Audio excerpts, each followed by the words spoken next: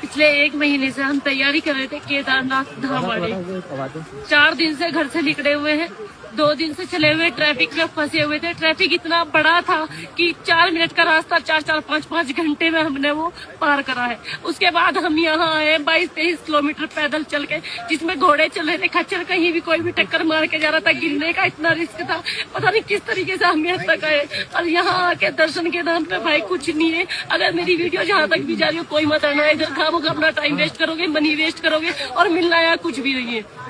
दर्शन भी नहीं होने के भाई ढंग से, यहाँ नहीं हो रहा कुछ भी। सिर्फ क्या हो रहा है, यहाँ पैसे दो, वीआईपी दर्शन करो, या फिर आप हेलीकॉप्टर से यात्रा करो, उसके बाद दर्शन करो। अगर आप पैदल यात्रा करके आ रहे हो तो दर्शन की उम्मीद से मत आना। यही हो रहा है यहाँ लोगों के साथ।